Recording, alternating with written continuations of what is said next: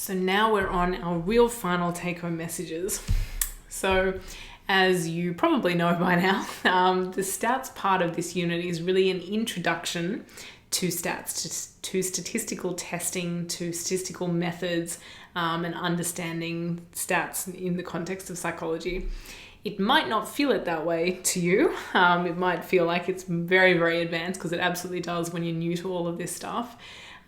But hopefully what it's given you is kind of an understanding of a few different kinds of principles, a few different approaches to stats, and understanding why it is that it's such an important part of psychology.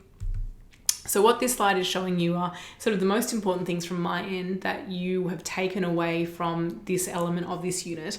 So firstly, I'm hoping that you can now appreciate the need for stats in psychology / human sciences / health science / social science / the broader world that psychology sits within, and understand why it's important and why it's important to teach even at kind of a first year level, to really emphasize and embed the fundamentals of rigorous research and research principles in scientific and psychological studies. Hopefully you can also know how to summarize data and how to present summaries of information, both numerically and graphically. Hopefully you can also understand the fundamental concepts of hypothesis testing. So what it is that we're doing when we actually run formal hypothesis tests, what a null hypothesis is, what an alternate hypothesis is, what a p-value actually represents. Hopefully you can also run those tests yourselves, so be able to run them yourselves and to know which test to run under what circumstances, under what conditions. And finally, be able to use stata and to interpret stata output. So those are kind of the five most important things from my perspective that you've taken away from this particular element of this unit. And I really do want, hopefully you can appreciate that I do appreciate where you guys are coming from. So what it's like on your end to be a first year psych student, to maybe have done some maths, maybe you haven't done maths in a long time, and to think, what on earth is it that we're doing here? And I genuinely do really remember that feeling of feeling really confused and really out of your depth and just have no idea what's going on. Which sort of leads into, indirectly, bear with me, leads into this individual image here.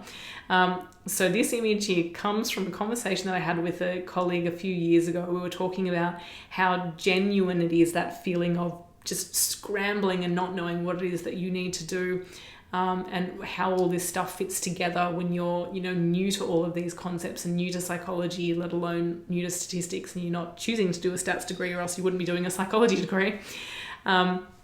And the phrase that this colleague of mine used was that it's like a cat learning to rock climb. And I just thought it was such a great phrase that I just had to add that into here.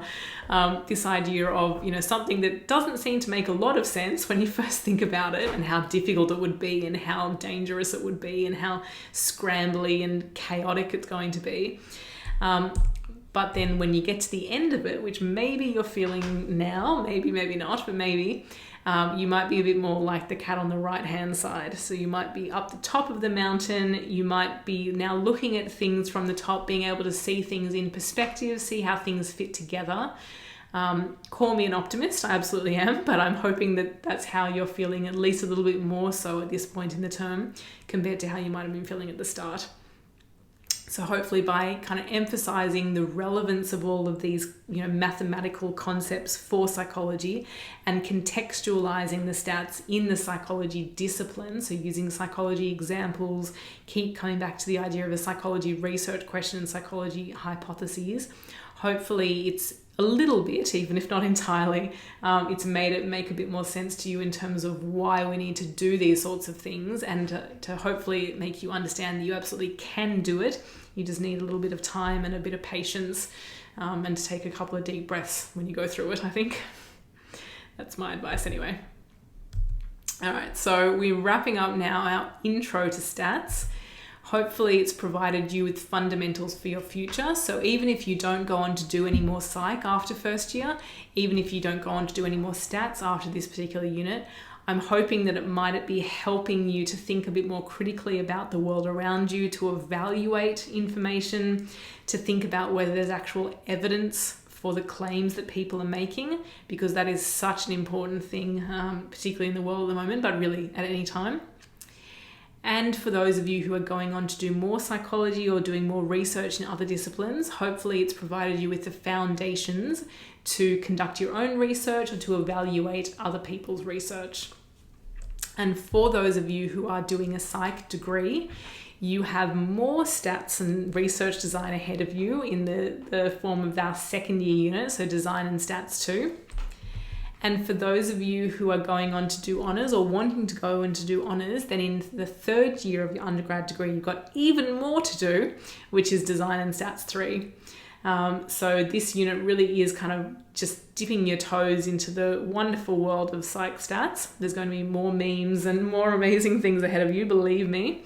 So hopefully it's kind of got you a little bit intrigued and not too terrified at the idea of doing more of these sorts of things in the future. So hopefully you will think critically about the world around you after this unit. Hopefully you've got a little bit more in your arsenal to evaluate information in the world, to think about how much evidence there is for something and just to not believe things because people tell you things. And that is it, the very last slide of the very last week of our stats lectures. So thank you for your patience. I'm assuming you've all been incredibly patient in listening to these lectures. Don't hesitate to reach out to me between now and the exam. If you've got questions, if you have feedback, anything that you want, you can always contact me. And I will be in touch with you on iLearn about more kind of administrative things about the stats part of this unit. But for now, good luck, happy studying, and thank you for listening.